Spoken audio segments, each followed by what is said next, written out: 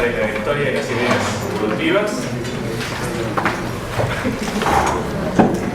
Habíamos quedado en nuestra recorrida vuelo de pájaro sobre las ideas en que la evolución propuesta por Darwin era una evolución característica, con características diferenciales.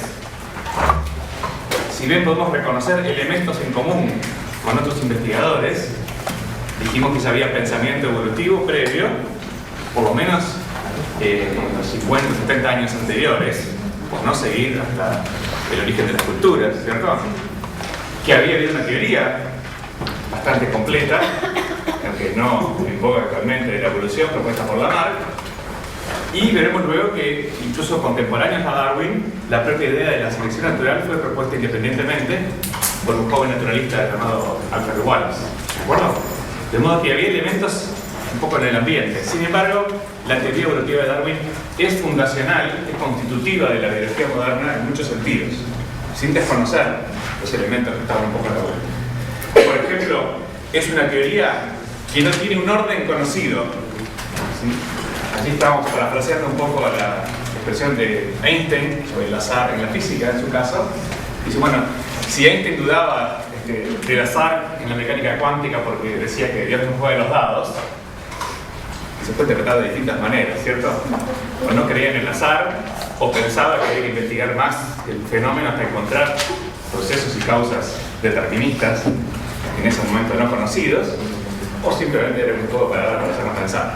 Pero el Dios darwiniano, entre comillas, definitivamente juega los dados. El azar juega un papel fundamental en el proceso.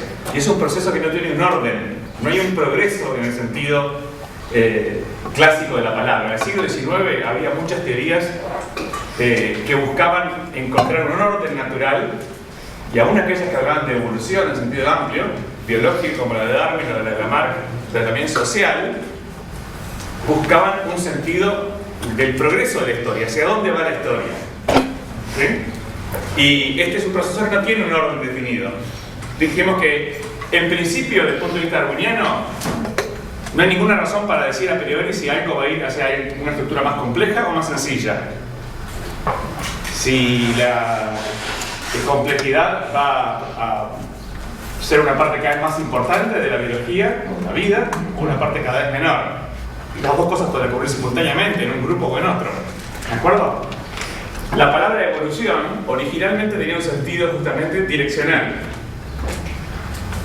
Y Darwin la transformó en una cosa bastante distinta. De hecho, usó la palabra bastante poco, tratando de aclarar las ideas y no alinearse con esa idea de progreso. Entonces, para la cultura del momento, si ya era difícil aceptar la evolución como fenómeno, el hecho de que hubiera evolución y que las especies no fuesen estáticas, pudieran permanecer incambiadas desde su creación, también era difícil, superada esa primera etapa, aceptar una teoría que tenía estas características, desordenadas si quieren en el proceso, sino un sentido que nos diera algo de satisfacción, y que por lo menos, bueno, no somos fijos y creados por diseño, pero estamos en la cúspide de un proceso que en algún sentido se orienta hacia la complejidad y en algún sentido hacia nuestra propia especie.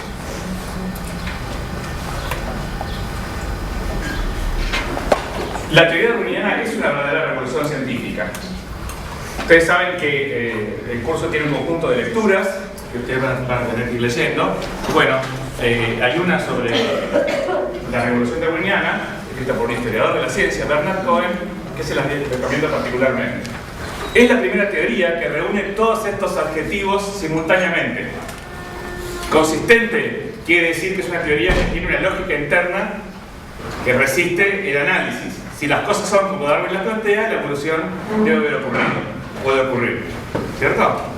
No sepamos en qué dirección, sabemos que el fenómeno es plausible.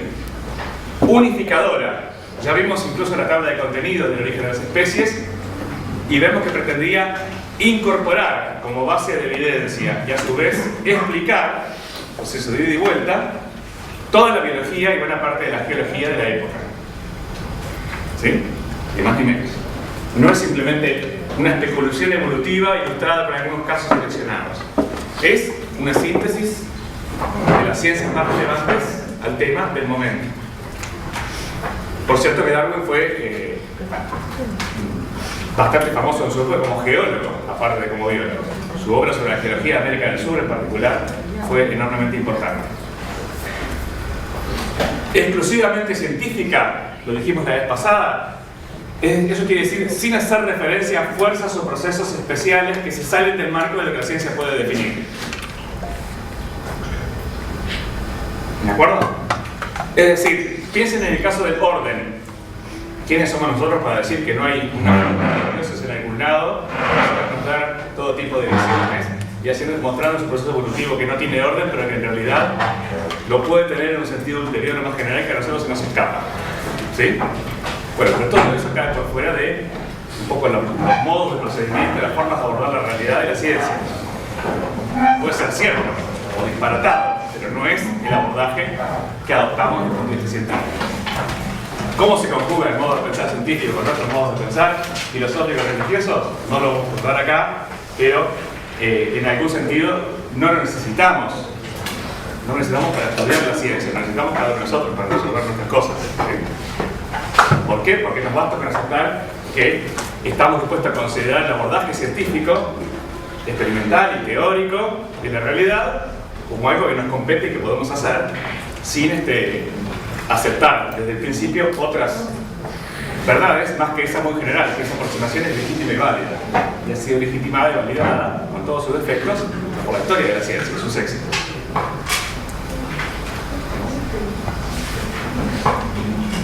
El concepto de evolución darwiniano es un concepto de descendencia con modificación. O sea, la expresión que adopta Darwin es bien sencilla, pero contiene una especie de contrapunto entre dos elementos diferentes. Descendencia, herencia, transmisión hereditaria, implica continuidad. Es un elemento conservador. ¿De acuerdo? Los descendientes se parecen a los ancestros. Y para Darwin eso ocurre desde el paso inmediato de un individuo a sus descendientes, o de una generación a otra, hasta, a gran escala, el árbol de la vida de una especie ancestral a una o cualquiera de sus especies de descendientes, muy cercana o muy lejana. La descendencia le da continuidad al proceso. La modificación es la posibilidad de que haya cambios, de que esa descendencia no sea incambiada y que los descendientes hereden de su ancestro o por combinación de ancestros propiedades y características distintas de las que tenía alguno de ellos. ¿De acuerdo? Es la posibilidad de cambio. Hoy conocemos, mucho mejor que en aquella época, las causas inmediatas del cambio. Son la mutación y la recombinación. La mutación es la novedad propiamente dicha, la recombinación es cómo se asocian las variantes genéticas en un genoma, en una combinación particular. ¿Sí? Naturalmente, la mutación es la fuente última del cambio, pero también importa cómo se combina, cómo se conjuga con el resto de la información genética. Darwin, con todo ese cúmulo de información que recogió, contribuyó más que nadie a imponer la evolución como un fenómeno. Los hechos de la evolución, la realidad incontrovertible de la evolución. Eso implica un esfuerzo documental importante y no solamente proponer grandes y buenas ideas, más o menos especulativas. Y eso puede explicar en parte, que sigue siendo un misterio, por qué Darwin se tomó sus 20 añitos para producir el origen de las especies desde el momento que estaba ya convencido no solamente de la evolución, sino de los mecanismos principales implicados. 20 años antes de la publicación de las especies. Y recuerden que este es un proceso que va en dos direcciones. No solamente podemos observar el mundo viviente y encontrar evidencia del fenómeno central de la evolución, sino que, conocida esa perspectiva, adoptada esa perspectiva, vemos el mundo viviente de otra manera. Se ve iluminado, por así decir, por la teoría de una manera distinta a la que se podía tener previamente. Este fenómeno darwiniano de la evolución por ramificación introduce a la vez elementos de unidad y de diversidad en el fenómeno biológico y por lo tanto también en la biología. La biología es un poco esquizofrénica, a veces es una disciplina, a veces parece un conjunto de disciplinas más o menos inconexa. Yo creo que es una disciplina, pero que muestra esa diversidad por la propia diversidad y complejidad de su objeto de estudio. La unidad de la vida la encontramos en la idea darwiniana del origen común y la diversificación a partir de ese origen común. Como esa diversificación es por cadenas de ancestros y descendientes, hay conservación, hay continuidad a través de la descendencia. Y a su vez está la oportunidad de que esa diversificación sea acompañada de cambios diversos a lo largo del tiempo y diversos entre líneas de raza. Darwin fue un convencido de que la evolución era un fenómeno lento y gradual y no ocurría a lo salto, por así decirlo. Ya veremos que eso no ha sido siempre aceptado con facilidad y ni siquiera fue aceptado durante el siglo XIX por la mayoría de los investigadores. Hubo que esperar más tiempo para que eso fuese aceptado. Hay algunos peros, sin embargo, y dudas sobre la generalidad de esta idea. ¿De dónde viene esta idea? De dos cuestiones. En primer lugar, dijimos que Darwin era un geólogo, y este elemento no es casual. Darwin salió de Inglaterra con el primer tomo de una obra fundacional de la geología moderna, de los principios de geología de Lyell.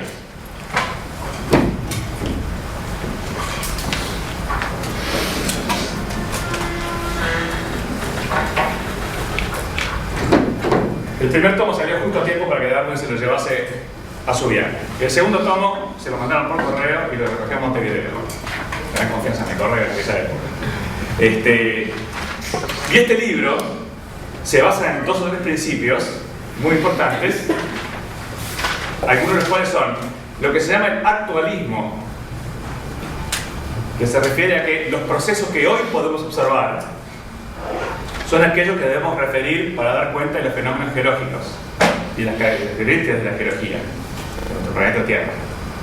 Es decir, que esos fenómenos observables, la erosión, la precipitación, el vulcanismo, pueden agregar los que quieran, de mayor o menor escala, son aquellos que debemos incorporar a la hora de buscar explicaciones a la historia de la Tierra y a su resultado, es decir, las características geológicas de nuestro planeta.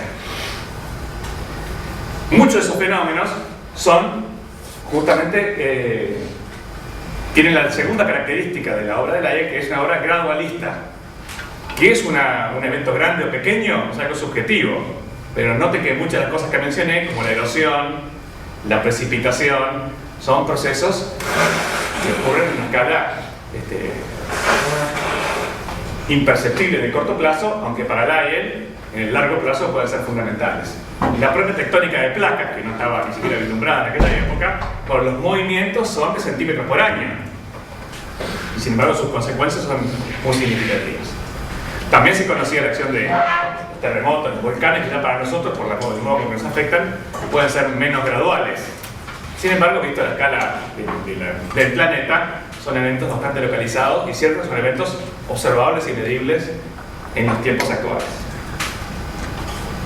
En algún sentido, la evolución biológica de Darwin es el gradualismo de la geología que estudió y aplicó a la geología de Sudamérica, aplicado, este tipo de pensamiento, aplicado a la biología.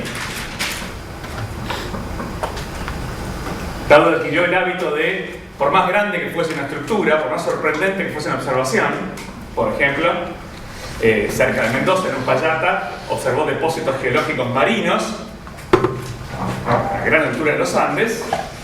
Eso debía tener una explicación gradual y progresiva de movimientos y fenómenos observables hoy, pero actuando a lo largo de miles o millones de años. ¿De acuerdo? Para Darwin, por más grandes que sean las diferencias entre dos especies o dos grupos de organismos, ese es el resultado acumulado de fenómenos que generación a generación son lentos y graduales. ¿Cuáles son los fenómenos biológicos análogos a la erosión, la precipitación, etcétera? Bueno, esa fue la gran pregunta que Darwin se llevó a Inglaterra de su viaje y que resolvió poco tiempo después. Además de un elemento de azar, que estaba presente en esa proliferación desordenada, entre comillas, Darwin encontró en el principio de la selección natural ese mecanismo lento y gradual capaz de producir las transformaciones que daban lugar a la diversidad biológica.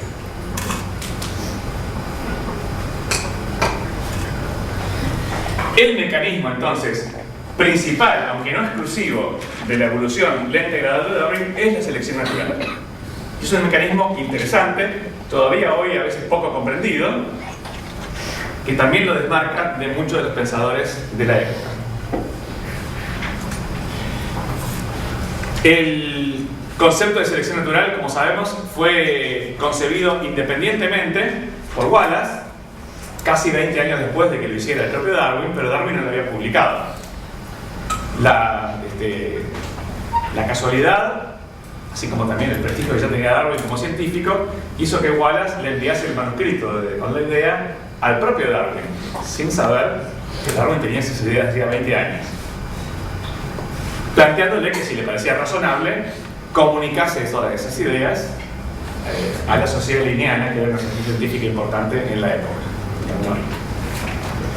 El resultado fue que Darwin y Wallace presentaron simultáneamente en la misma sesión sus resultados. Wallace a distancia. Estaba estudiando la variación en el sudeste asiático y en 1858 se publicaron esos dos trabajos o comentarios lado a lado. Eso precipitó también la publicación del origen de las especies, libro en el cual Darwin estaba trabajando desde hacía 20 años y aparentemente sin demasiado apuro en terminarlo. No por falta de intensidad, sino tal vez por una especie de compulsión de perfeccionar tanto la evidencia documental como la forma de presentarla hasta el infinito. Características de la obra de Darwin. Es una obra muy amplia, pero esencialmente unificada en torno a la idea de la selección natural y la evolución por selección natural. Durante mucho tiempo se pensaba que Darwin era una persona que había tenido una obra brillante, El origen de las especies, y después un montón de monografías, algunas de las cuales parecían un poco esotéricas y relativamente menores, comparadas con la obra sobre la evolución por selección natural. Por ejemplo, antes de publicar El origen de las especies, pero ya teniendo las ideas y hasta un borrador, Darwin dedicó años a una monografía taxonómica sobre un grupo bastante aberrante o divergente de crustáceos. ¿Sí? Bueno, teniendo la idea de la selección natural no solamente concebida, sino escrita, parece disparatado y dedicar 8 años, creo que fueron, a preparar esa monografía. Pero esa monografía, más allá del exotismo del grupo, se plantea de manera frontal una cuestión fundamental: aceptar la idea de la evolución. Si podemos encontrar, aún en grupos muy divergentes, como son los cirripedes, que a primera vista parecen cualquier cosa menos crustáceos, si podemos encontrar evidencia de las conexiones filogenéticas, diríamos hoy, que los conectan entre sí y con el resto de los crustáceos, y a través de ellos con el resto del árbol de la vida. Si en la diversidad de ese grupo hay suficientes pistas como para saber su origen, al menos una buena parte de los pasos en la evolución hacia esas características tan extremas, tan divergentes del grupo basal, y también las relaciones entre sí. Afortunadamente, en la mayoría de los casos, como en la diversidad biológica deja bastantes huellas, suficiente evidencia de pasos y condiciones intermedias menos extremas, como para poder hacer esa reconstrucción filogenética y dar cuenta no solamente del fenómeno de la evolución, sino de su carácter diversificador y por paso gradual, aún en un grupo tan extremo como ese. Digamos que hoy el equivalente podría ser buscar evidencia que organismos unicelulares, arqueas, que viven en ambientes extremos, buscar evidencias de esos genomas de factores comunes de su historia con otros organismos menos extremos que podemos conocer. Y eso se hace con toda naturalidad, por supuesto. Entonces, esa monografía es un ejemplo de una obra aparentemente exótica, peculiar, pero que en realidad le permitió a Darwin explorar en detalle un problema fundamental para realmente validar su idea de diversificación cualquiera de centros comunes y encontrar que se puede documentar esa diversificación aún en casos extremos. ¿Entienden? Hay otros cuyos contenido es más evidente en su significación. La monografía sobre la evolución humana, la monografía sobre las interacciones entre insectos y las plantas que polinizan, hablan de fenómenos de interacción que generan una evolución biológica compleja, donde la especie evoluciona en respuesta a sus, por ejemplo, un insecto, en respuesta a las plantas polinizadoras y viceversa. Proceso de interacción complejo entre especies, ya no solamente el microorganismo de una especie. Alguien, una persona llamada Michael Gieseling, al cual vamos a volver más adelante con otros temas,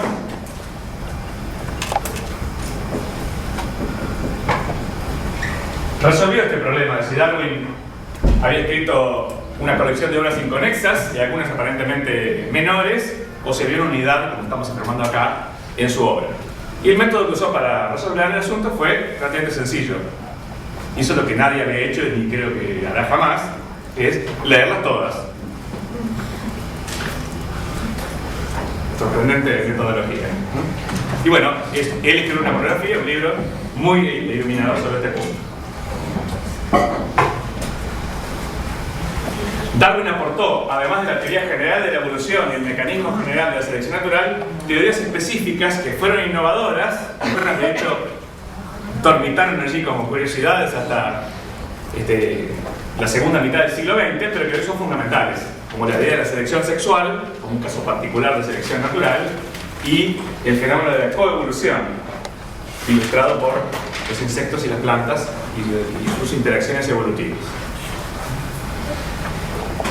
Dijimos que la idea del mundo que existía en la época de Darwin era aquellas especies inmutables cuya variación debía ser desestimada.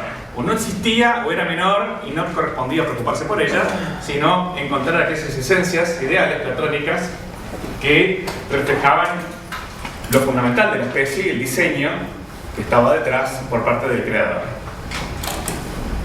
El proceso darwiniano de selección natural, ya lo vemos en aquel esquemita del árbol filogenético, que mostramos la vez pasada, y por cierto es el esquema que dio lugar a la única figura del origen de las especies. El origen de las especies no tiene un dibujo de un pinzón de Darwin, ni un mapa de las Galápagos, tiene ese esquema formalizado. El esquema del árbol de la vida, la diversificación, donde recuerdan en cada punto había un conjunto de variantes y no solamente un tipo ideal. La variación deja de ser ruido para transformarse en la base misma del proceso. La variación es una cuestión constitutiva de las poblaciones y esencial para que el fenómeno de evolución pueda transcurrir. Darwin y curiosamente también Wallace, independientemente, terminaron de redondear sus ideas sobre la selección natural después de leer la obra de Malthus, un ensayo sobre las poblaciones de Malthus. Y cabe preguntarse por qué. ¿Qué había en esa obra que llamase la atención a estos dos investigadores en forma independiente y que les hiciese, por así decirlo, caer la ficha de la selección natural, del mecanismo ese que estaban buscando infructuosamente, gradualista, para dar cuenta de los fenómenos evolutivos?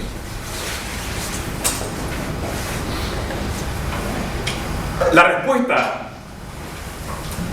primero la da el propio Darwin en su autobiografía, donde dice exactamente en qué mes, de qué año estaba leyendo la obra de Malthus para entretenerse. Y él dice que, conociendo la variación en el mundo natural y la fuerte competencia en la que tienen que ejercer los organismos para sobrevivir y reproducirse, estaba bien preparado, si lo dice, para apreciar o valorar las contribuciones, las ideas de Malthus. ¿Y cuáles son esas ideas? Los extremos truculentos de su visión. Bueno, una de ellas es que siempre las poblaciones están consumiendo recursos que son limitados y por lo tanto limitantes. Y Malthus muestra muy bien que si eso no es así, la propia reproducción va a hacer que la población en una o unas pocas generaciones llegue a esa situación nuevamente. Es decir, si un grupo de organismos se encuentra en un ambiente con recursos en apariencia infinitos, crecerá rápidamente hasta llegar a su límite, encontrar su límite, con lo cual los recursos pasan a ser limitantes. Bueno, Malthus lo aplica esto a la historia humana y a las posibilidades o no de que haya progreso e igualdad en las sociedades. Dejamos eso de lado. Pero es muy interesante el tipo de razonamiento que hace sobre cómo las poblaciones y sus recursos interactúan permanentemente y sobre cómo individuos dentro de las poblaciones, en el caso de humanas, terminan encontrando acceso a una parte limitada, más amplia o más restringida de esos recursos. ¿Sí? Por ejemplo, entre personas de distintos estatus sociales, pero de muchas otras maneras también. Esa conexión entre recursos y poblaciones, entre posibilidades de supervivencia, y acá viene la parte biológica importante también, y reproducción individual, es como el molde de pensamiento que Darwin estaban preparados para trasladar al mundo biológico en base a sus observaciones en el mundo natural. El mundo natural que encontraron Darwin y Wallace en sus viajes, Wallace fue un explorador tan fanático y dedicado, de hecho más que el propio Darwin. El mundo natural estaba muy lejos de ser una especie de jardín maravilloso y equilibrado, que era la idea que desde la Inglaterra de la época imperial se tenía de la selva tropical y de los ambientes exóticos de los cuales había noticias de su belleza y diversidad, pero no tanto noticias de la competencia permanente de los organismos de las especies y aún entre especies que ocurre en ese entorno. No solamente que ocurre esa competencia, sino que para Darwin la competencia es el motor de la existencia, detrás de la existencia de esa propia diversidad.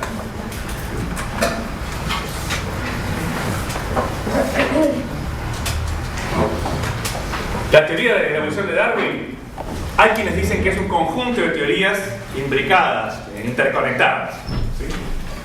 Para Darwin constituían una gran idea con sus elementos constitutivos, ¿sí? Primero ya dijimos descendencia con modificación, y ese contrapunto entre el aspecto conservador de la descendencia y el aspecto innovador, si quieren, de los cambios posibles. Noten que este innovador no tiene ninguna connotación particular. Innovador en el sentido más estricto, algo nuevo.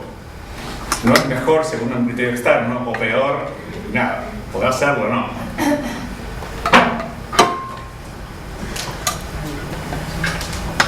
Unidad por origen común y diversidad por descendencia, por modificación diversa a través de distintas ramas de la vida. Pensamiento poblacional, ya lo dijimos. El hecho que los recursos son siempre limitados, más pronto o más temprano, o más tarde, y que por lo tanto eso genera un campo de competencia potencial entre organismos. Competencia no significa lucha ni disputa frontal, significa la simple realidad de que si un organismo apropia una fracción mayor de los recursos, eso será a expensas de lo que quede disponible para el resto de sus congéneres. Así de sencillo. ¿De acuerdo? Así los organismos compiten en las poblaciones y en relación con su ambiente, en el sentido más amplio. No solamente es la humedad, la temperatura. ¿Sí? Darwin, un insistente proponente y defensor del gradualismo, contra muchos de sus mejores aliados, de hecho, que decían que eso es un extremo que no es necesario adoptar. Y el seleccionismo es la característica que la selección natural tiene un papel privilegiado, aunque nunca exclusivo, en el proceso evolutivo. No tengo mucho tiempo para que tomen apuntes por dos razones. Primera, porque en mi naturaleza está hablar rápido, en caso de no lo hayan notado. Y segundo, porque todo esto está escrito y disponible y lo pueden bajar en un PDF, o lo podrán bajar a partir de un rato, de modo que tampoco hay ninguna necesidad de que lo transcriban todo. De hecho, es mejor seguir un poco el flujo de las cosas y, en todo caso, anotar cosas que están fuera del esquema, o complementarias, o preguntas que ustedes pueden tener, claro, que generen los temas. En el siglo XIX, y de hecho hasta principios del siglo XX, la mayoría de los naturalistas que se habían asociado al evolucionismo seguían siendo lamarquistas, o neolamarquistas, en mayor o menor medida. Sea el lamarquismo más idealista de la tendencia de la vida hacia la perfección, sea la versión más puntual del mecanismo de la herencia de los caracteres adquiridos, un mecanismo evolutivo. Weizmann un biólogo que comenzó siendo lamarckista también, hizo un planteo que, si bien no es muy general, porque se aplica a ciertos grupos de organismos, tuvo mucho impacto en cuestionar fuertemente la viabilidad de la idea de Lamarck, de la herencia de los caracteres adquiridos. De hecho, Weismann llegó a estas conclusiones y cambió su modo de pensar. Lo que indica Weismann, ustedes que ya son estudiantes avanzados de biología o de otras disciplinas afines, no pueden apreciar en qué medida esto es cierto y en qué medida no, es que en muchos organismos la línea, en el desarrollo embrionario, lo que se llama la línea somática, se separa muy tempranamente de la línea germinal. La línea germinal es aquella que da lugar a los gametos, a la larga, ¿sí? Y la línea somática es todo lo demás. La importancia de esta distinción es que solamente las líneas celulares, que llamamos germinales, son las que van a transmitir información genética a la descendencia. ¿De acuerdo? Cualquier información genética que no esté contenida en esos precursores de los gametos tiene cero chance de transmitirse. Entonces, para Weismann, el uso y desuso de los órganos, ir al gimnasio o atorrar todo el día, hacer pesas o solamente hacer pesas mentales, que tiene consecuencias somáticas, produce cambios somáticos, ¿cierto? No tiene ninguna chance real, ni se conoce ningún mecanismo real de que esa información se asimile, diríamos hoy, la información genética y se transmita a través de los gametos. La única forma que conocemos de transmisión. Esta separación temprana es muy característica de ciertos grupos, por ejemplo los vertebrados, y no es tan característica de otros grupos, por ejemplo las plantas, ¿cierto? Pero tuvo un impacto importante en su momento al cuestionar la viabilidad de que la información o la variación adquirida por uso y desuso de los órganos pudiera ser sensatamente incorporada a las líneas germinales que dan lugar a los gametos y que por lo tanto son los vehículos de la formación de la generación siguiente. Sembrada la semilla de la duda, había muchas otras razones para dudar de la viabilidad de esa herencia de caracteres adquiridos. Recuerden, y les pido que lo repasen luego, que la herencia de caracteres adquiridos no es simplemente que algo que se adquirió se hereda. La mutación se hereda, ¿se entiende? Es la idea de que los cambios adaptativos somáticos pueden ser asimilados a la información genética y transmitidos. Y otra variante de esa misma idea es que ante un desafío ambiental, las mutaciones pueden ser dirigidas, directamente orientadas, a afrontar esos desafíos. O sea que la mutación podría ser una respuesta directamente adaptativa. Eso está básicamente descartado, excepto en algunos grupos particulares, condiciones muy particulares de algunos grupos bacterianos. La idea darwiniana, traducida a sus términos modernos de la genética, es que la mutación ocurre al azar con respecto a su valor adaptativo. No porque no haya leyes que nos digan cuándo podrá haber una mutación o no. Y luego su destino se dirime o se decide por selección. ¿De acuerdo? ¿Qué pasó? ¿Qué pasaba?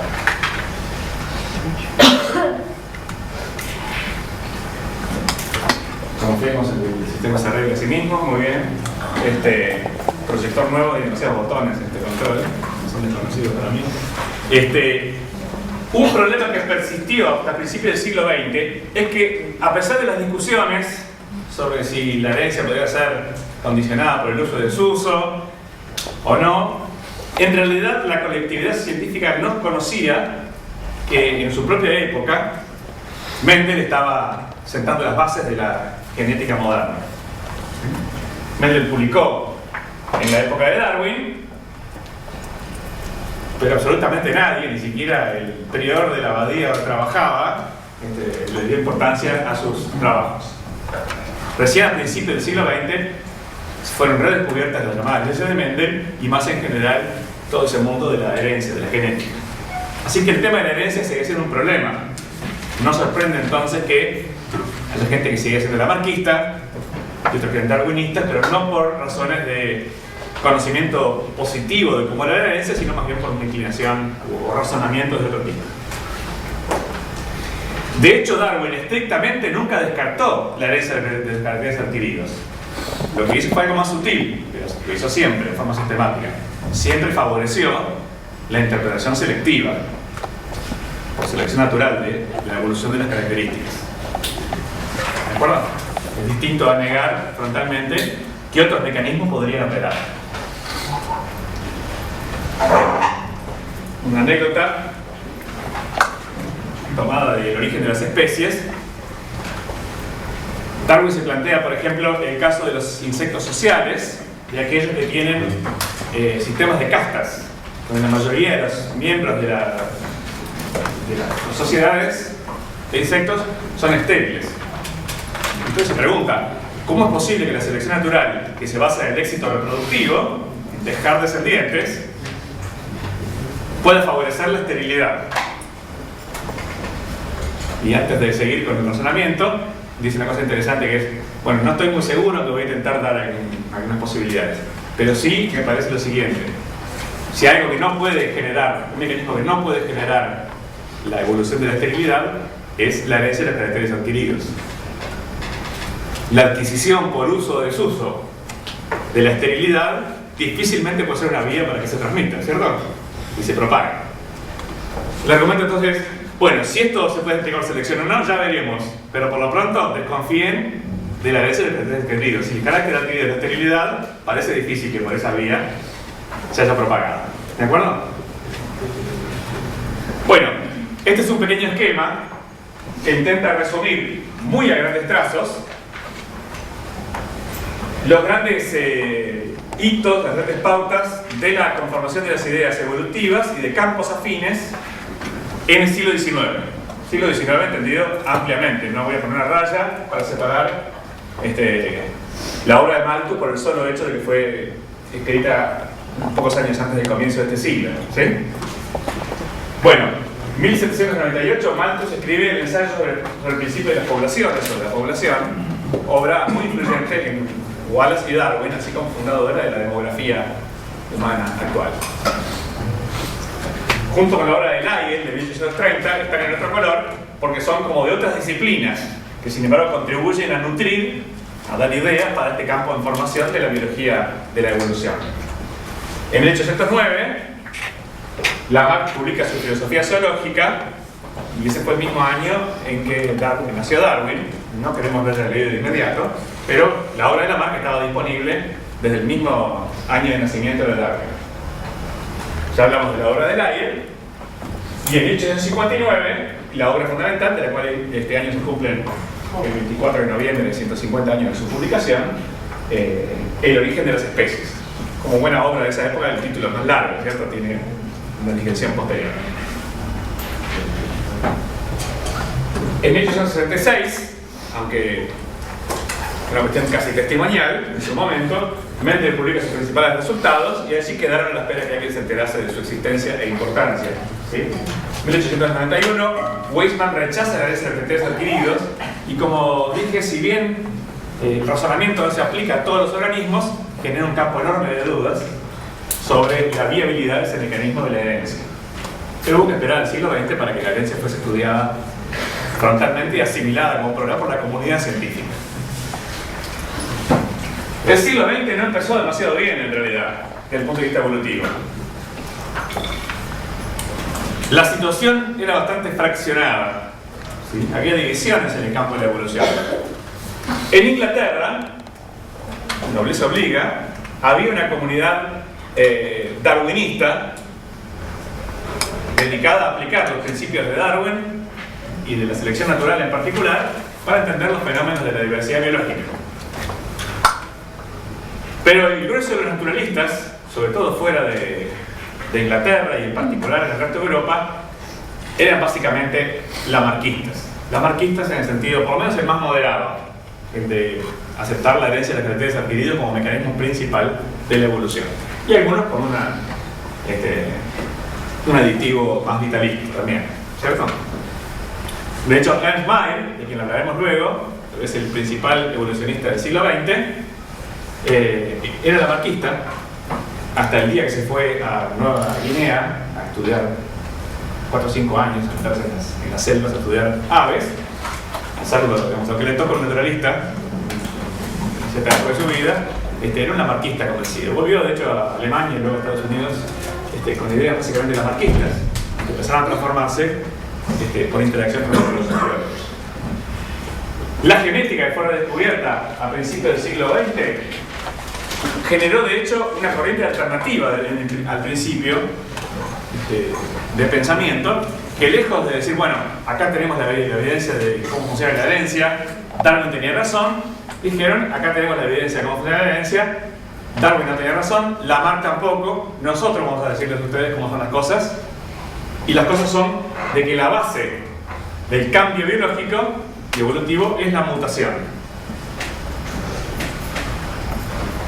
Para algunos genetistas importantes de la época, acá hay dos, en particular Hugo de Vries fue uno de los redescubridores de las leyes de Mendel, la mutación marcaba el destino de la evolución. Punto. Pensamiento mutacionista.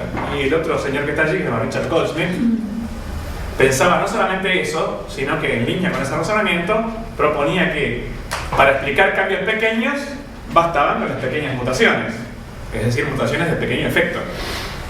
No importa la magnitud del cambio a nivel del ADN, sino es el efecto, ¿no? Y para explicar grandes cambios, grandes diferencias, había que invocar macromutaciones. Como curiosidad, Goldsmith propuso sus ideas y tuvo la mala fortuna de plantear que esas macromutaciones muchas veces eran negativas, deleterias, pero que de tanto en tanto podría aparecer lo que llamó algún monstruo esperanzado, con esperanzas, monstruo con posibilidades.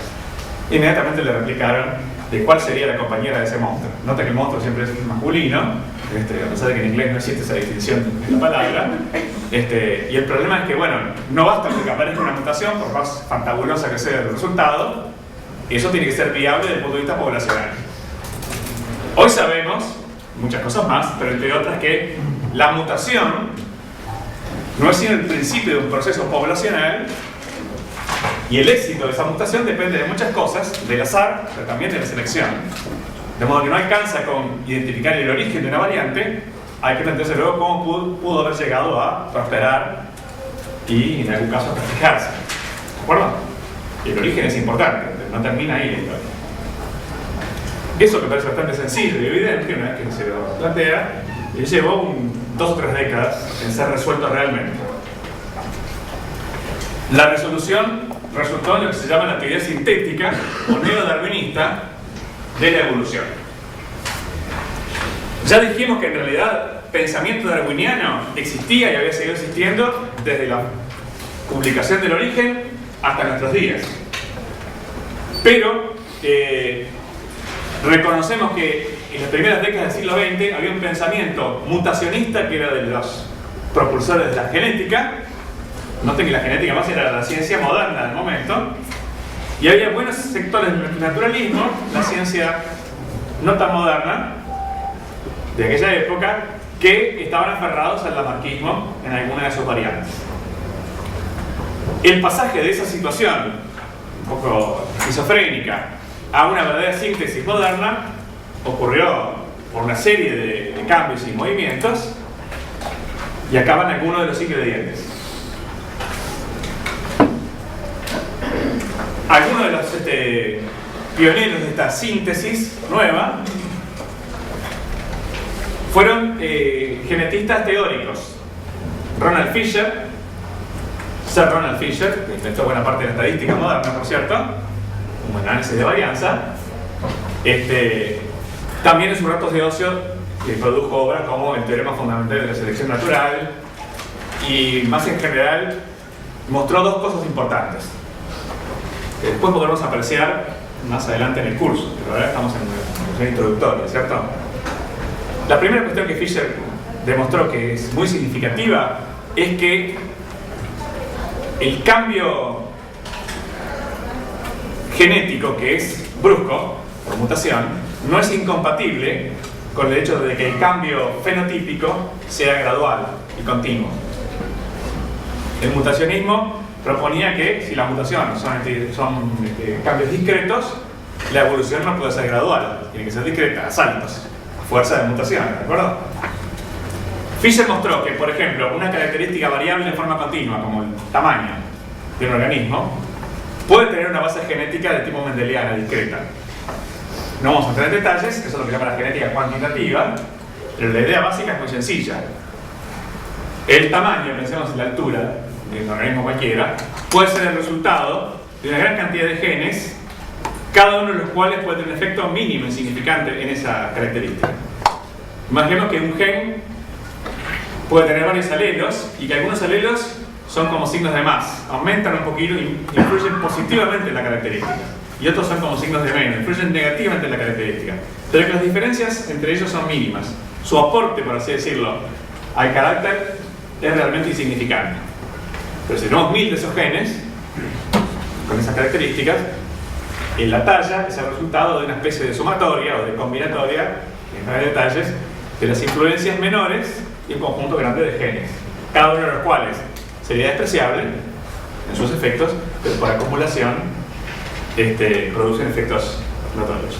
Por supuesto, esto no implica que no haya efectos ambientales y otros sobre el carácter. La base genética puede estar distribuida. De hecho, Fisher mostró, y a nosotros todavía nos cuesta creerlo por varias razones, que la evolución de caracteres así, de base genética compleja, caracteres cuantitativos, es más fácil, más maleable para la selección que la evolución de caracteres que tienen base genética sencilla, como un gen solo. Eso contradice la intuición, porque si algo depende de un gen, es más fácil de entender. ¿Sí? Para nosotros, lo más sencillo, más abordable es. Lo sencillo de abordar no significa sencillo de operar. ¿Qué sucede? Un carácter cuantitativo siempre tiene variación. Como depende de un conjunto de genes y no de uno solo y un alelo en particular, entonces siempre hay una variación en la vuelta. Hay más genes disponibles para mutar, sus efectos son menores, tomados individualmente, siempre hay espacio para alguna variante más. ¿De acuerdo? Aunque la selección opere y elimine algunas. Entonces siempre hay como un sustrato genético favorable para que la selección opere. Un carácter sencillo que depende de un solo gen con sus alelos, para empezar, para que haya cambio tiene que haber una mutación en ese gen. Solamente en ese gen. Y esa mutación tiene que ser favorable en el momento en que se produce. Y después veremos, tiene que superar además la acción del azar en su forma. Entonces, una mutación favorable en un gen único, con un efecto fenotípico claro, es fácil de entender. No significa que eso sea más frecuente, más común, más fácil para la evolución, no para nosotros, que estos caracteres de base genética compleja, o aún desconocida en algunos casos. La otra cosa que hizo Fisher, demostró la eficacia, matemáticamente, la eficacia del proceso de la selección natural. Tradujo el concepto de selección natural a el marco de la genética, y más concretamente de la genética de poblaciones.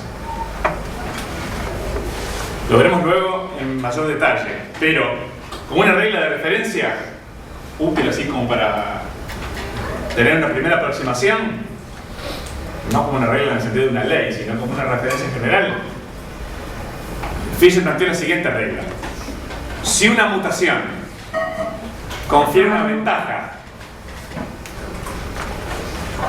mayor al inverso del tamaño de la población, vamos a escribirlo eso, vamos a llamar S por ahora, por selección, a la ventaja selectiva de una variante nueva, una mutación fresca que aparece en la población. Dice Fisher que si ese diferencial a favor de la variante es mayor, para no fijarnos en una regla así absoluta, voy a poner un doble signo de mayor, es bastante mayor que el inverso del tamaño poblacional, lo ven el número de individuos, o según el caso de genes en la población, entonces la selección va a predominar sobre el azar en el destino de esa mutación.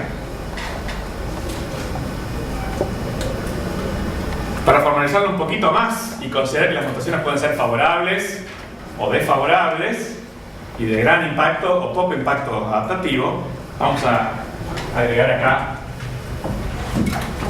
que es el valor absoluto del llamado coeficiente de selección. Esto hoy no tiene ninguna importancia, que sea verdad absoluta, pero va a ser más correcto para el futuro, digamos. En criollo. Si esta condición se cumple, la selección domina el proceso y la variante se fijará o será eliminada según su valor selectivo. O sea que la selección domina sobre el azar, que es la otra forma que se puede resolver esto. Si la mutante desaparece o persiste, es por simple azar. ¿De acuerdo? Un ejemplo nos puede ayudar a bajar a tierra este concepto. Aparece un mutante y tiene una diferencia a su favor. Esto significa que el organismo que lo posee tiene un pequeño diferencial a su favor en la competencia darwiniana por la supervivencia y la reproducción. ¿Sí? Tiene más chance de sobrevivir y de reproducirse, dejar descendientes. Pero esa diferencia es solamente de 1 milésimo. Realmente en la práctica hay que mirar mucho a estos organismos con sus variantes para darse cuenta que es un poquito mejor que el resto. ¿De acuerdo? Note que esto es una simple probabilidad mayor de éxito, no es una determinación. Este gana, los otros pierden. ¿Sí? Bueno, si la población es bastante mayor que 1000 individuos, versus 1 milésimo, entonces esta mutación, si es realmente favorable, va a persistir y va a mantenerse o aún fijarse, si esa es su característica, por selección natural. 1000 individuos no es un enorme número para una especie biológica. De modo que Fisher intentó, en lenguaje matemático, convencer al resto de la comunidad científica que la selección era una fuerza eficaz y que no precisaba hacer una selección salvaje, contundente, este vive y los otros quedan en el camino, para ser exitosa y eficaz. La eficacia de la selección en relación al azar fueron los puntos principales que aportó Fisher. Ya hablaremos luego de los otros genetistas de poblaciones. Entonces, esto fue una teoría modelística, en términos formales, matemáticos, difícil para el común de los mortales, pero que se ocupó de traducir o de formalizar en términos explícitos, los sistemas de ecuaciones y otras cosas, los conceptos generales de selección natural. Esos términos explícitos estaban hechos con el lenguaje de la genética, de alelos o combinaciones alélicas más o menos favorables o desfavorables para la población, o más bien para los organismos que lo poseen. ¿De acuerdo?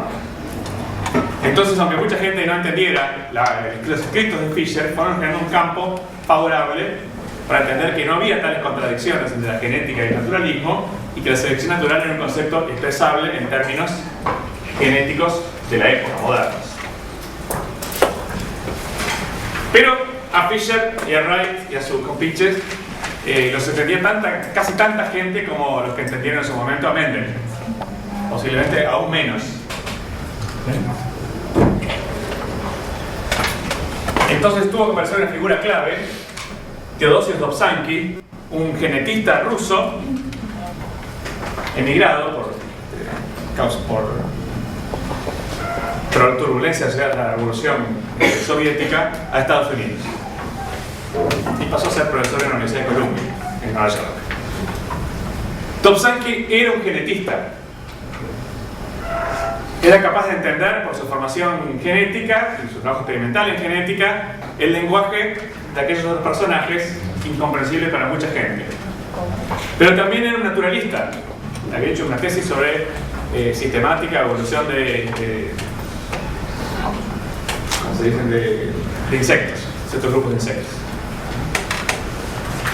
Estaba un poco a mitad de camino, pero con buen dominio, entre el naturalismo más clásico de la historia natural, la diversidad, la sistemática, lo que se hace en los museos, la genética experimental, que él practicó con mucha eficacia, y la genética teórica. Era un todoterreno. ¿De acuerdo?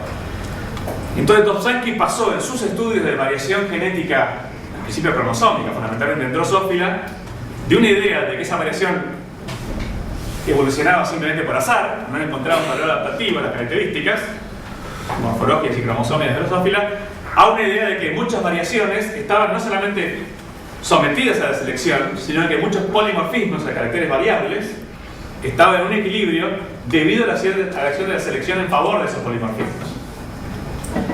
¿qué tipo de evidencias empezaron a apuntar en esta dirección? Ustedes saben que en Drosophila los reordenamientos cromosómicos, que hay inversiones en los cromosomas, es la norma. Y al principio no parecía que ese cambio de orden en los genes tuviera ninguna ventaja particular. Pero Dobzhansky y otros, en particular estudiantes de Dobzhansky, encontraron que la frecuencia de dos tipos cromosómicos, el normal, llamémosle, o el original y el reordenado, oscilaba a lo largo del tiempo en las poblaciones. Y oscilaba de manera cíclica. Subía en verano la frecuencia de un cierto cromosoma, bajaba en invierno, y así, y eso se repetía año a año. El azar difícilmente puede producir esas regularidades. Y empezó a pensar que la selección favorecía las combinaciones de los cromosomas y luego, por razonamiento y análisis de los genes que estaban allí ligados a esos ordenamientos, pero que esa selección a favor de esa combinación variaba en su dirección e intensidad con el clima y por tanto variaba estacionalmente en forma repetida de un año a otro. Muchas otras observaciones empezaron a hacer de obligar de una especie de neutralismo, que después ocurrieron por azar, a una visión más selectiva de la variación biológica.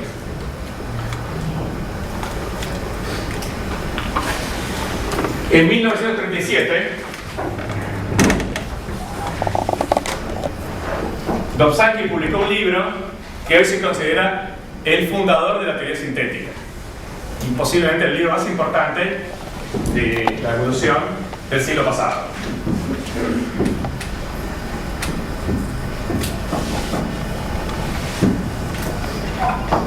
Y el título del libro es bastante revelador de esa intención, por lo menos. Se llamó La genética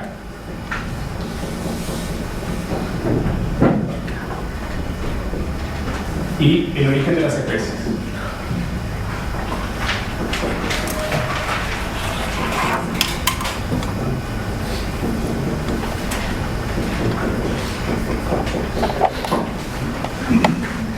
Ven las dos cosas que se intentan asimilar en la misma obra. La genética, ciencia moderna, pero mutacionista, apartada del naturalismo, y el origen de las especies, la evolución por selección natural de Darwin. ¿De acuerdo? Otro emigrado, pero desde Alemania, fue un ornitólogo, Ernst Mayr, que terminó primero en el Museo Americano de Historia Natural, también en Nueva York, y terminó tomando café con Dobzhansky y otro señor que ahora viene, a discutir la evolución. Mayr, que era naturalista y de raíces más bien lamarquistas, terminó de transformarse en un evolucionista darwiniano en sus discusiones con Dobzhansky.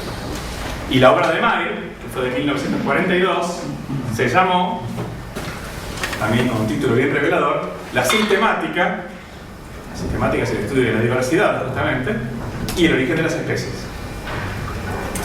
Mayr, que vivió más de 100 años, y vivió durante todo el siglo XX, básicamente, reconoció muchas veces, sobre todo en sus últimos años, que buena parte de sus contribuciones, que él no menospreciaba en lo más mínimo, que ningún despacho de ciencia eran importantes, la razón por la cual pudo tener un impacto tan importante en la evolución biológica del siglo XX fue por mi asociación con Dobzhansky. El tercero de la rueda de café era un paleontólogo, George Gaylord Simpson, tiene relación conocida con Bart, que estudió mucho de la paleontología de América del Sur, por cierto, trabajó mucho en Patagonia, y encontró en el registro fósil evidencia de ese árbol darwiniano desordenado, una ramificación sin una dirección y un ordenamiento lineal, ni mucho menos, ¿sí?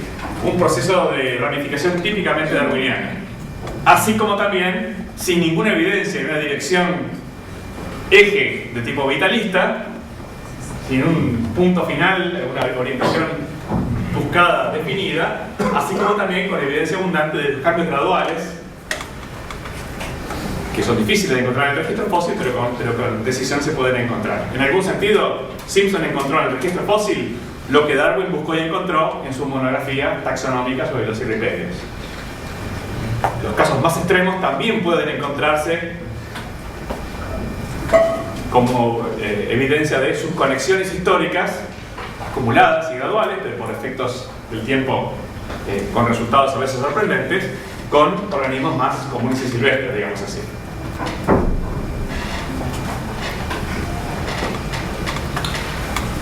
La teoría sintética merece ser estudiada, ¿de acuerdo? Y vamos a dedicar parte del curso a eso. Y haciéndole poco honor a una obra tan importante, vamos a tratar de reducirla en una única frase. Esta es la síntesis de la síntesis de la síntesis. ¿De acuerdo? Tratando de encapsular todo en una frase. Y esta frase es una frase de un filósofo de la ciencia llamado Elliot Sober.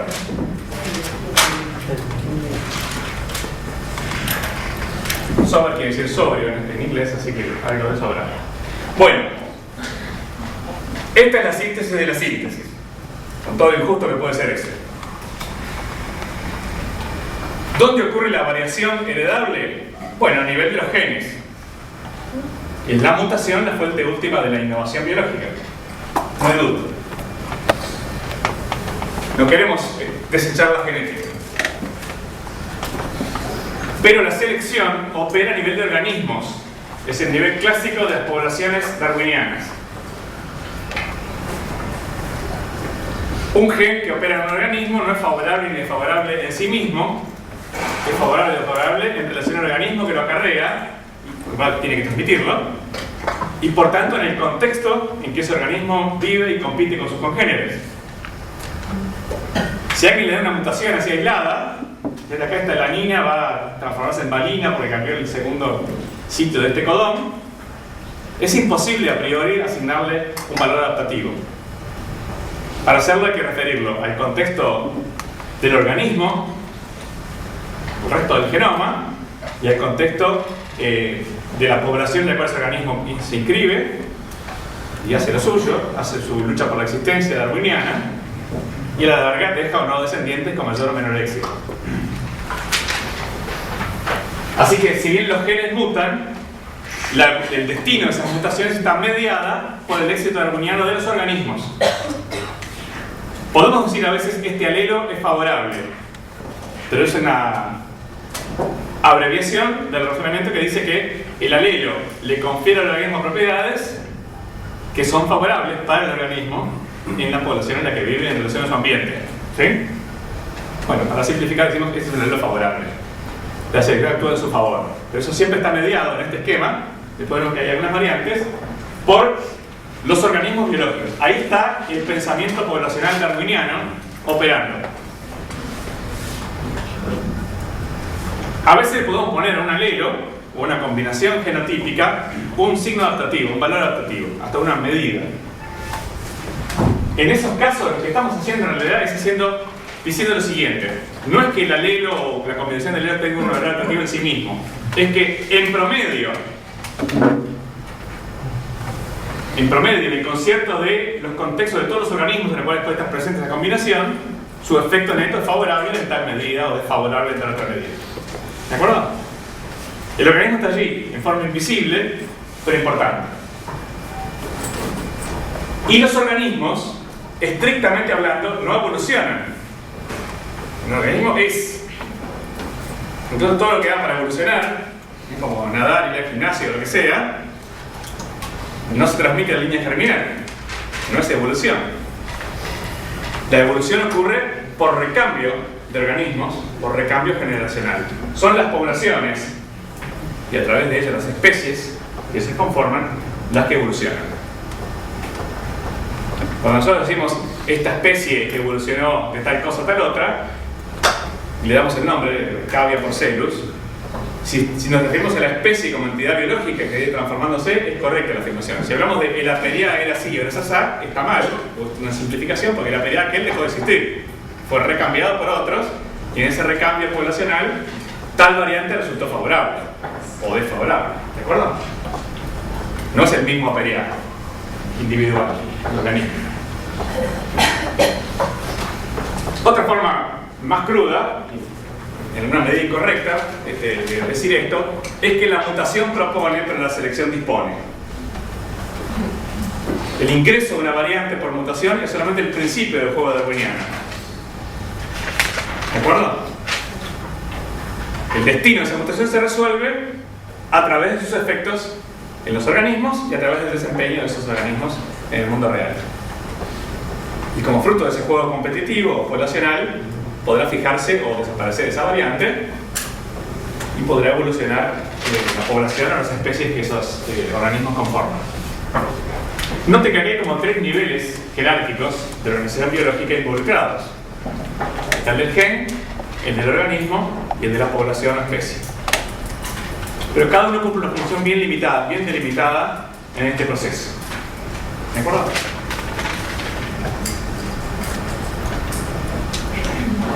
Bueno, estos son algunos de los personajes mencionados. Fisher, periodista de colección teórico, Haldane, también importante que no le vamos a hacer mucho caso en esta clase. Simpson, Elsmire, el gran pope de la biología evolutiva del siglo XX, que vivió hasta cumplir 101 años, y Tom Sankey, el forjador de la primera obra realmente sintética de la evolución. Vamos a hacer ahora un pequeño corte de 10 minutos. Les pido que en 10 minutos estén por acá.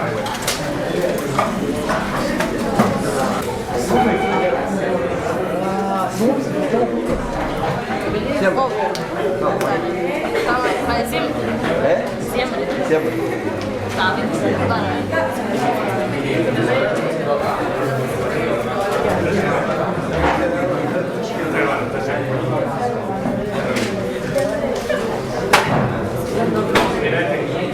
Antes de seguir, ¿qué más a detalle? Vamos a pensar en un caso sencillo. Tenemos este coeficiente de selección, medimos diferencias en 3 genotipos. Hay una población que tiene 2 alelos y hay 3 genotipos. ¿Sí? A grande chica y a chica chica.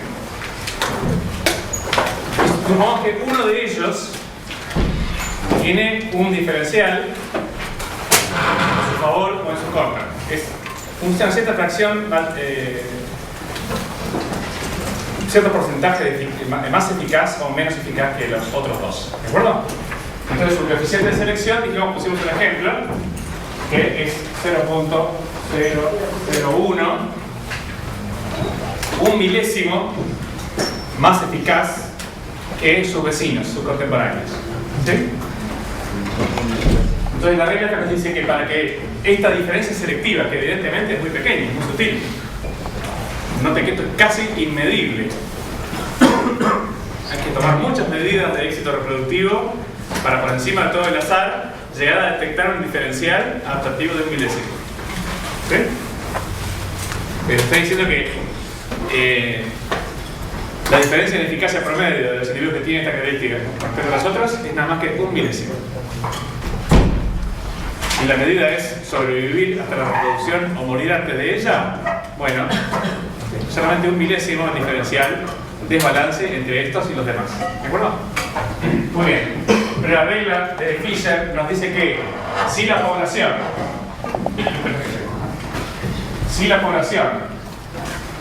si n es bastante mayor que 1000,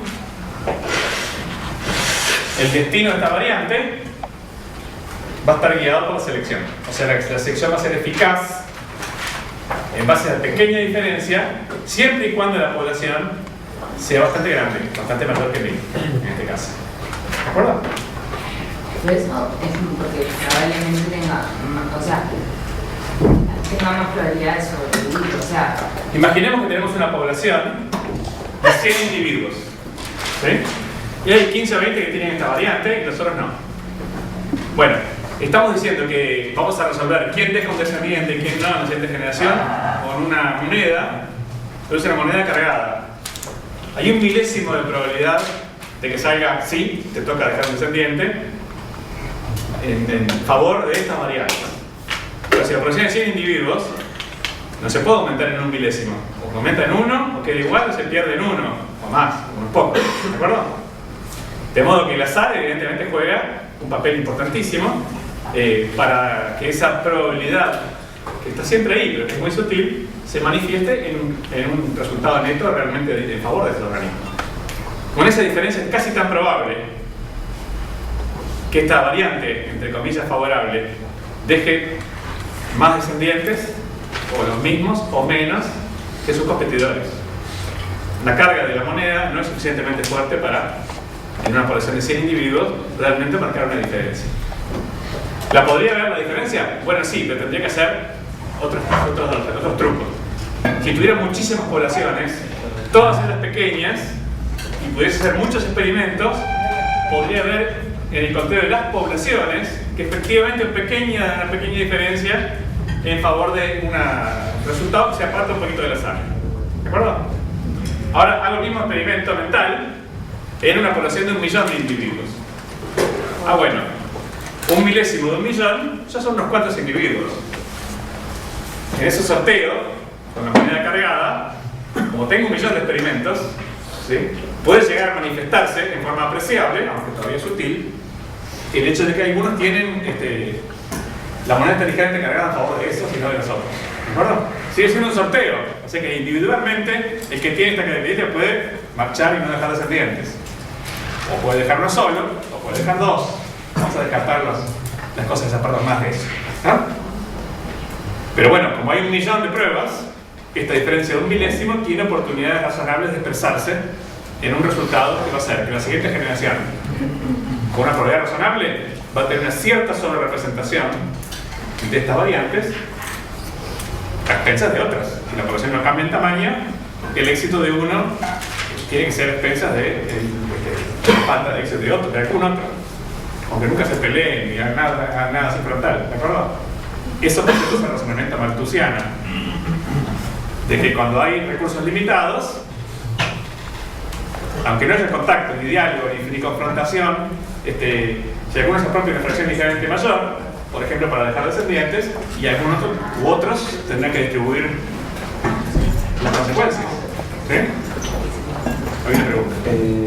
Cuando vos decís que el tamaño es, el coeficiente de selección siendo mayor al universo con la población, abre la puerta para que la selección actúe de manera eficaz. ¿Estás hablando de para que se fije o para que desaparezca? Tanto para que se fije como para que desaparezca. Y de hecho, hay una tercera opción. Si la variante favorable es una heterocigota, es para que permanezcan las heterocigotas, permanezcan los dos alelos. ¿Sí? Por eso, esto es una referencia muy general y que, si queremos adaptarla a distintas circunstancias, tenemos que ir a los detalles biológicos. ¿Sí? Pero bueno, pensamos un ejemplo, que hay una variante con una diferencia a su favor o en su contra con respecto a las demás. Esta es como opera el proceso. A veces se dice que el azar es eso de la suerte, que puede ir a favor o en contra de cualquier individuo, opera en contra de un proceso, opera en contra de un proceso que es la selección, que es determinista. Note que en la descripción que acabo de hacer no hay nada determinista. Sigue siendo un juego de azar, pero es un azar con una moneda cargada, nada más. ¿De acuerdo? Bueno, las razones por las cuales se dice que son deterministas es porque a veces se modela la selección con negociales que son de tipo determinista, pero es un detalle técnico, no tiene nada que ver con la realidad biológica. ¿Se entiende este ejemplo entonces? Esto es lo que se puede llamar la eficacia de la selección. Es una eficacia contextuada. Nadie nos dice que una variante deba tener un factor selectivo a su favor o en su contra. Nadie nos dice que tenga que ser mayor que un cierto valor. ¿De acuerdo? Lo que sí nos dice esto es que la eficacia de selección depende no solamente del valor selectivo de la variante, sino de en qué contexto, concretamente en qué tamaño poblacional opera. Siempre una eficacia relativa a un contexto más general. Pero sí nos dice que si las poblaciones son suficientemente grandes, no se precisan coeficientes de selección que asusten a nadie para que la selección sea eficaz. Yo puedo ser incapaz de medir 1/1000.000, pero eso no significa realmente que esa medida sea despreciable. El ingenio evolucionista estará en detectar la selección aún en condiciones tan difíciles o tan sutiles como esta. Quiere decir que puede haber un montón de selección operando alrededor nuestro sin que nosotros podamos ponerle la banderilla. Esa fue la convicción a la cual llegó Darwin, que la selección operaba todo el tiempo en torno a nosotros, pero que para apreciar sus resultados había que tomar una mirada un poquito más amplia. Bien. En 1959, cuando se cumplieron 100 años de la publicación del origen de las especies, hubo, como podrán imaginar, una cantidad de eventos de evaluación del estado de la teoría de la evolución. Porque cuando pensamos en Darwin en el sentido generoso de apreciar su obra y en el sentido más egoísta de saber en qué está la teoría de la evolución y qué parte de las ideas darwinianas sigue vigente y qué parte no. En ese momento, la teoría sintética había llegado a consolidarse. Recuerden que las obras fundadoras son de la década del 30, del 40, y ya prácticamente había una casi universal aceptación de las ideas fundamentales. Árbol de la vida, diversificación, eso nunca tuvo marcha atrás, que son las ideas más lineales de la evolución, papel del azar, papel de la selección y selección gradual, que es sostenida, gradualismo. La década del 60, siendo lo que fue, en muchos sentidos, dio espacio para desafíos, algunos muy fuertes, ideas distintas, si no directamente contrarias, a la de la teoría sintética imperante.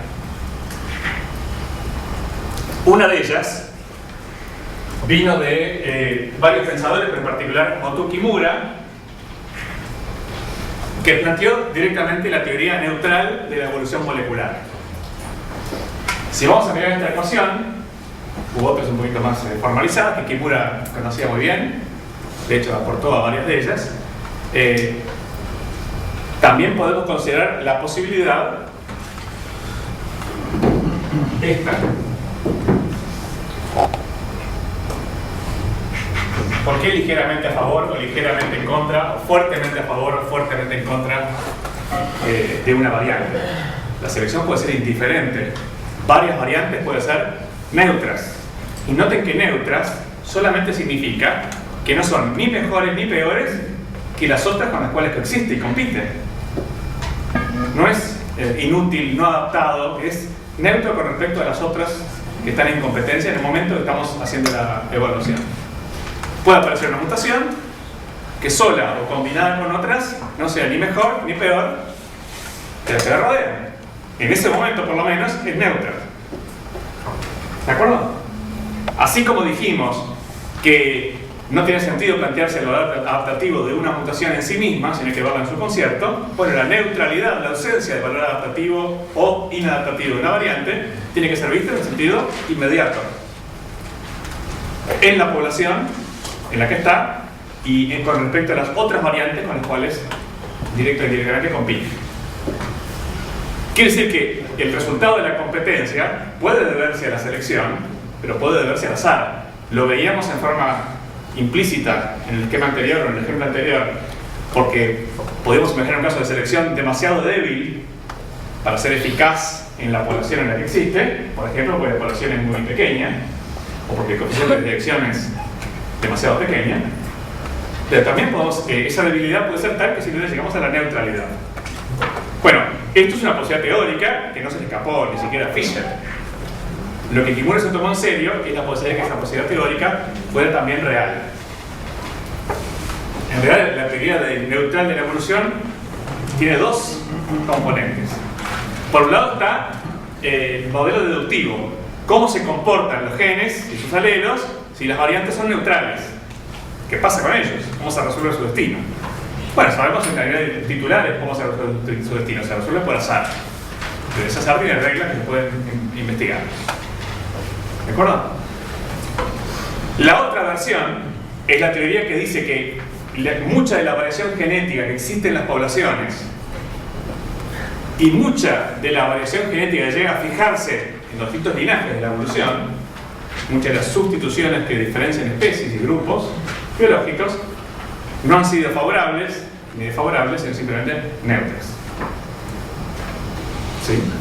Bueno, Kimura planteó esa teoría en la década del 60 y principio de la década del 70, y es un momento que no es casual. A partir de la década del 50 se comenzaron a obtener las primeras secuencias aminoácidicas, secuencias de proteínas, secuencias de aminoácidos que forman las cadenas proteicas y peptídicas en general. Y apareció una cuestión sorprendente, y es que la cantidad de diferencias entre especies parecía ser un simple reflejo del tiempo de separación entre ellas. Esto parece bastante obvio hoy, pero genera una gran conmoción, porque la evolución a nivel morfológico en nada se parece a una acumulación más o menos monótona y por reloj molecular de los cambios. Los cambios a nivel básico molecular parecían ser mucho más monótonos de lo que era esperable a partir de lo que se conocía que es la evolución morfológica. Es cualquier cosa menos monótona.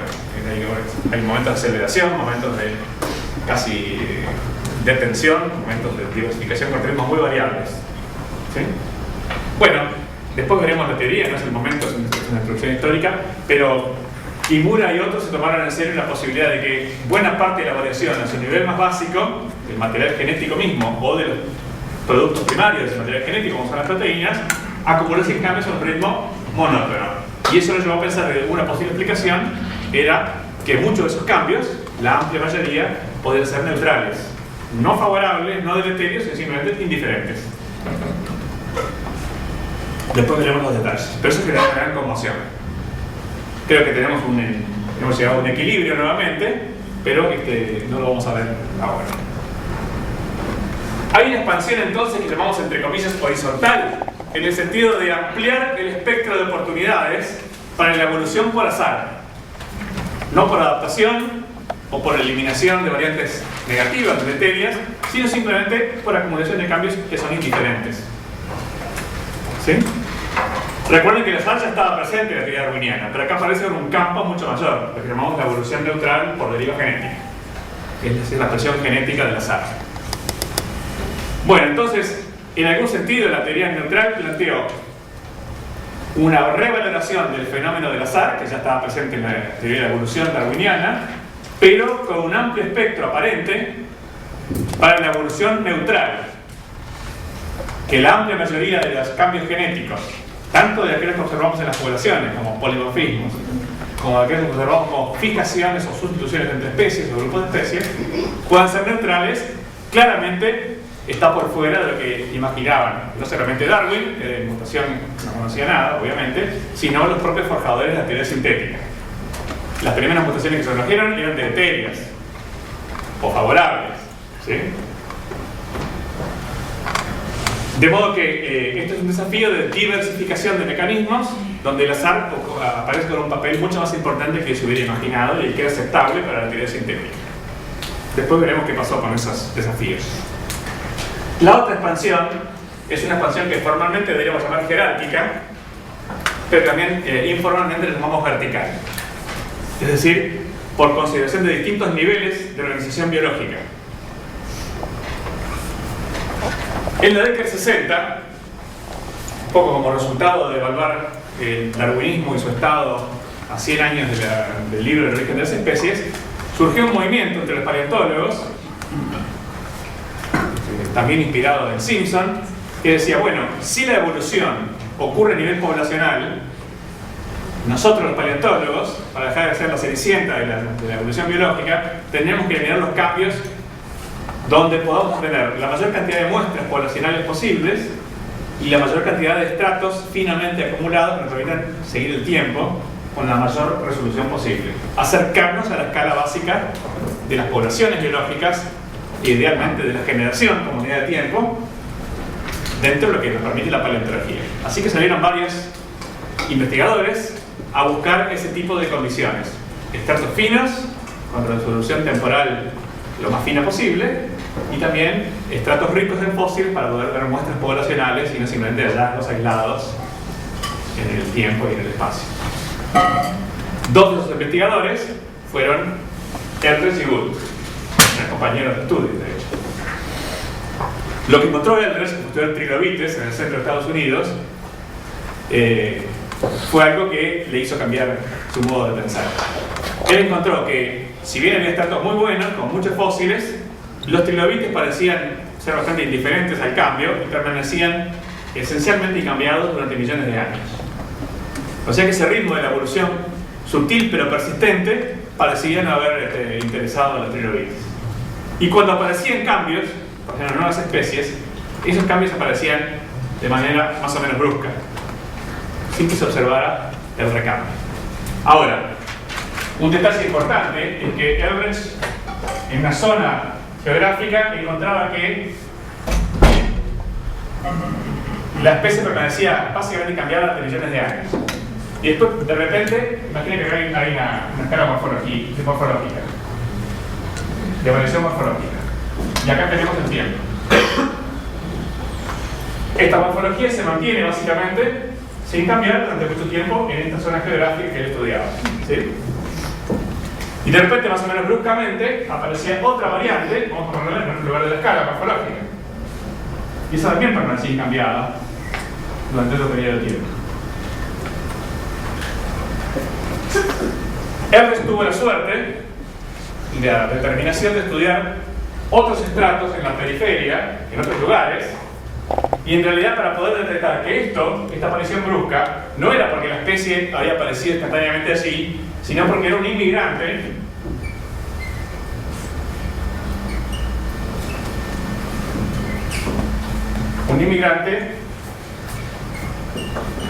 de otra zona periférica donde la especie se había realmente formado. Y tuve la suerte de poder documentar la presencia de esa especie en otros lugares antes de su aparición brusca en su zona principal de estudio. Ligando cosas que todavía no conocemos, formación de especies geográfica en otros lugares por separación geográfica y migración hacen que la especie aparezca en forma brusca en el registro fósil. Bueno, pero la ausencia de cambio durante mucho tiempo cuestiona la idea de que la evolución es lenta, gradual, sutil, pero por acumulación de tiempo opera todo el tiempo en todas las poblaciones. Estas poblaciones parecen ser bastante indiferentes a la posibilidad de cambiar a lo largo del tiempo. Y solamente cambiaban por recambio de especies que se originaban por una especialidad clásica geográfica que luego estudiaremos. Bueno, es un desafío, no significa que esté bien o mal en este momento, al igual que el planteo de Kimura. Generalizando este desafío, ellos plantearon primero que si la evolución es así como lo observaban, entonces la unidad de cambio no es el individuo, el organismo biológico en sus generaciones sucesivas, sino las especies, que básicamente son entidades incambiadas que después se pueden reemplazar unas a otras. La especie, desde ese punto de vista, sería un individuo biológico, pero a un nivel de organización jerárquicamente superior. Así como un individuo multicelular puede estar formado por células, que también son individuos biológicos, una especie puede estar formada por organismos, que siguen siendo individuos biológicos también. Más en general, podemos reconocer la individualidad biológica no como una cuestión estática que solamente les cabe a los organismos multicelulares, sino como un producto mismo de la evolución, donde pudo haber habido en su momento desde genes aislados, estas células, la unidad fundamental de hoy, hasta organismos multicelulares, especies. Todos esos niveles y algunos otros podrían ser considerados entidades biológicas individuales por razones que veremos luego en mayor detalle. Un individuo biológico tiene un ciclo vital. Nace por reproducción a partir de individuos semejantes que son sus antecesores. Dura un cierto tiempo y potencialmente, aunque no siempre, se reproduce. Si no se reproduce, siempre es el resultado de la reproducción. Y por el hecho reproductivo se le da continuidad a las poblaciones. Pero así como hay poblaciones de organismos, podría haber poblaciones celulares que compiten entre sí, poblaciones de especies, poblaciones de genes en un genoma, etc.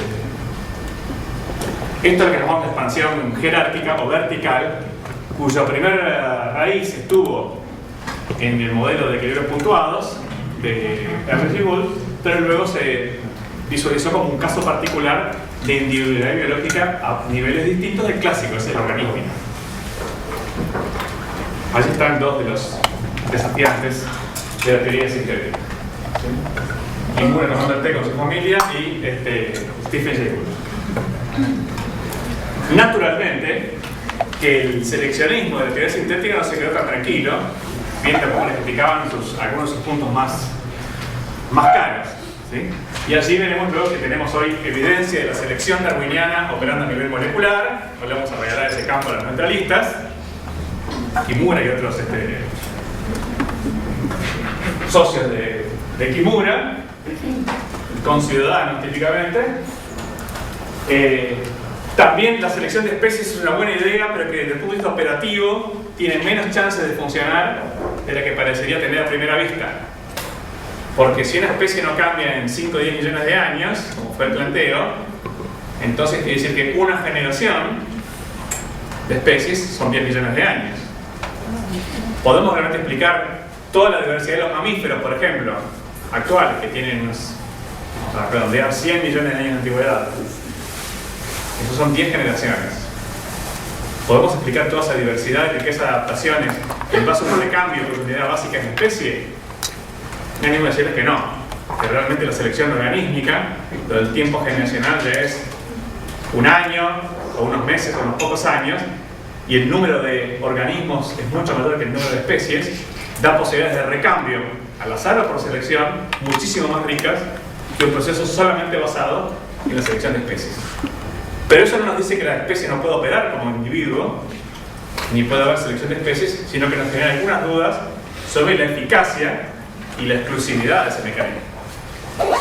Abierta la puerta a que el organismo biológico es un ejemplo, pero no el único, de individuo biológico, después hay que estudiar los detalles. La eficacia y los modos de operación de la selección o el azar a nivel de especies, a nivel de clase de organismos, a nivel de líneas celulares, a nivel génico, etc. Por supuesto, así como Aldrich y Gould se fueron para el lado de las especies, y por eso son los individuos fundamentales realmente de la evolución opera, otros se fueron para el otro lado. Dawkins plantea que el individuo fundamental no es el organismo, sino el gen. Y ha escrito libros muy populares sobre el gen egoísta y un montón de cosas más, donde dice, bueno, el gen es la unidad fundamental de evolución. Lo demás son parafernalia, estrategias, mecanismos que usan los genes para perpetuarse a sí mismos. También se ha demostrado que la selección es muy eficaz y es eficaz aún en el corto plazo. No hay que esperar miles o millones de años para ver el resultado de la selección. Eso lo veremos, por supuesto, cuando llegue el momento a lo largo del curso. Otros desarrollos importantes. Si el árbol de la vida es la imagen fundamental de la evolución biológica darwiniana, que fue adoptado de inmediato, reconstruir ese árbol debe ser una meta importante para entender la evolución. Y hoy tenemos un proyecto que se llama el árbol de la vida, que intenta, ni más ni menos que poner a todas las especies biológicas en el contexto de un árbol filogenético general. Los métodos filogenéticos que nos ocuparán dentro de poco fueron llevados adelante de manera pionera por Willy Hennig, un alemán, estudiaron algunos de sus métodos, y hoy son una industria muy importante, y casi no hay problema biológico que no requiera un marco filogenético para entenderlo. Para nombrar un ejemplo tan obvio que ya es aburrido, lo normal para pensar sobre la famosa gripe porcina es de dónde vino, si es un recombinante o no, cuáles son sus parientes, dónde están, cuáles son las variantes que aparecen. Es un pequeño árbol de la vida, con su raíz y su diversificación, y esa de la embriología comparada, que Darwin usó, por cierto, para nutrirse de información en su momento. La embriología comparada fue una disciplina que era fijista, no era evolucionista, y que Darwin y otros se encargaron de transformar o colocar en un contexto de la evolución. Vamos a resumir con 2 o 3 comentarios generales sobre estas cuestiones. La evolución actual tiene tantas ramas que no vamos a intentar resumir en una clase lo que nos va a ocupar un curso que nos va a quedar corto para cubrir, ¿cierto? Ya dije que hemos hecho grandes sacrificios de temas que ni siquiera vamos a tocar, y no porque no sean importantes.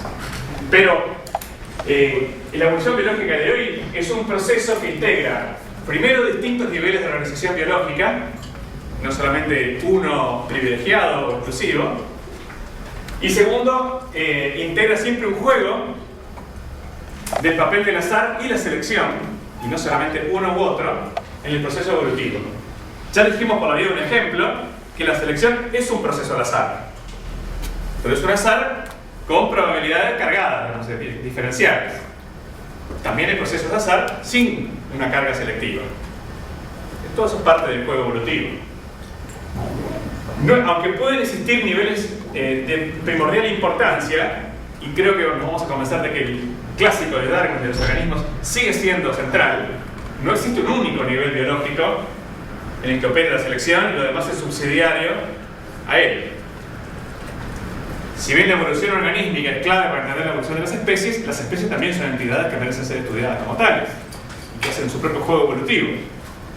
Del mismo modo, hacia abajo en la jerarquía, las líneas celulares, o los genes, tienen sus propios dilemas evolutivos y hacen su propio juego darwiniano, y no son solamente sirvientes, esclavos del organismo. Algo de eso hay, pero no es todo así. Por lo tanto, no hay un único proceso privilegiado, en el sentido exclusivo, de evolución por selección, aunque eso sigue siendo muy importante. Ya veremos luego que esto de neutralismo-selección, azar-selección, son un poco versiones extremas de una cosa que se ensambla en un proceso evolutivo que entendemos de manera integrada.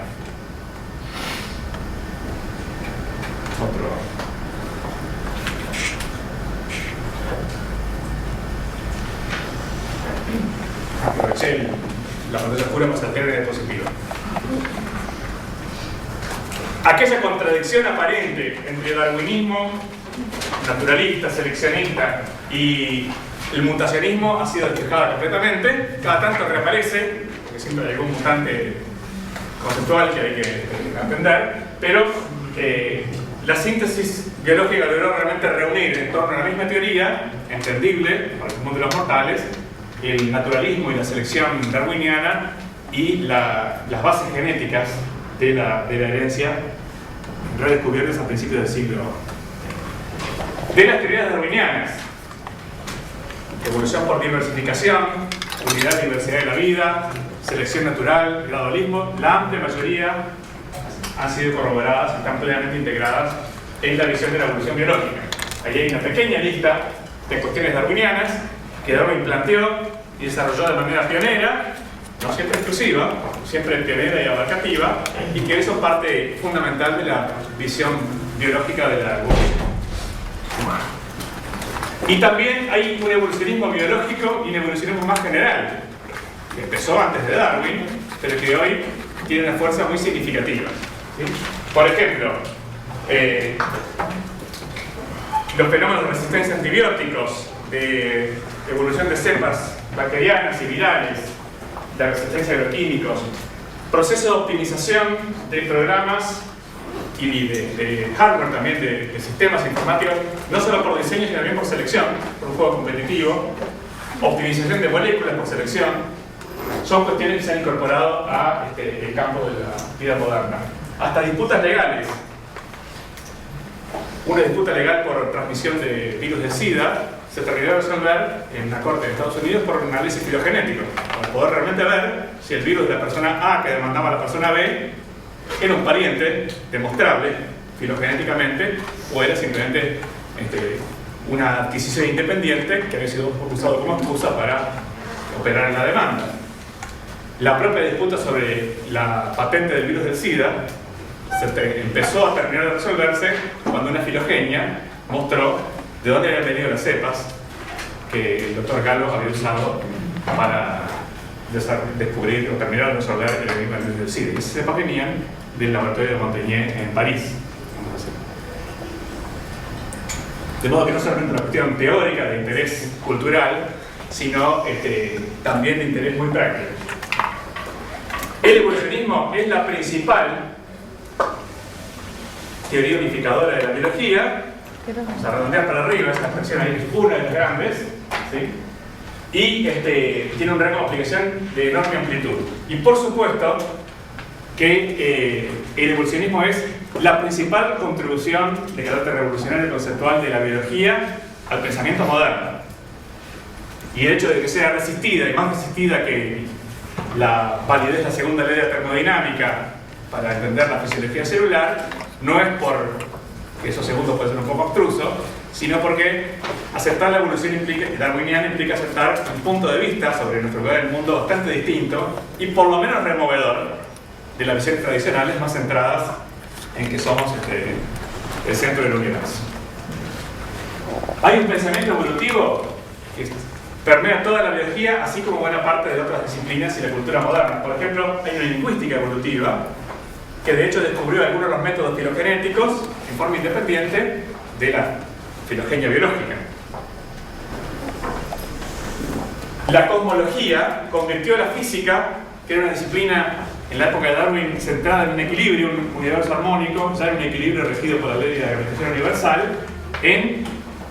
decía, convirtió el universo y a la física que lo estudia en el resultado de un proceso evolutivo, no biológico, exclusivamente biológico, pero sí cosmológico, y ese proceso, por tanto, puede haber sido otro.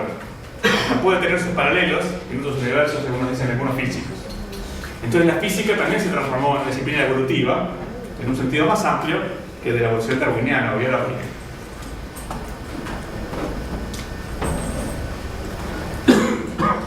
La discusión que persiste, y con esto terminamos, no es sobre la pertinencia de la selección, por ejemplo, del azar. No es sobre si hay azar o no hay azar, o la selección opera o no opera, sino sobre la importancia relativa, cuál es el balance realmente de esa interacción entre azar y selección en el proceso evolutivo. ¿Cuál es el peso del azar y también el peso de algo que estudiaremos, que es la inercia filogenética, la tendencia conservadora, o sea, la descendencia del árbol de la vida? ¿Cuál es el peso entre la conservación marcada por la descendencia y la innovación basada en la modificación darwiniana? Pero no tenemos que elegir entre azar y selección o entre conservación e innovación, sino que entender el balance y el juego de interacción de esos fenómenos a nivel biológico. En el caso a nivel poblacional, ese debate se manifiesta en la discusión entre neutralismo y seleccionismo. Entonces ya ha llegado el momento de estudiar. Muy bien, muchas gracias. Vamos a tratar de definir en las próximas clases teóricas, también en unos tiempos, algunos detalles de la conformación de los prácticos. Estamos estudiando el tema, hay unos prácticos subpoblados y vamos a intentar reacomodarlo, pero hay algunas oportunidades para algunos que tengan problemas de horario. Los prácticos empiezan la semana que viene. El viernes y el lunes tenemos que terminar el viernes.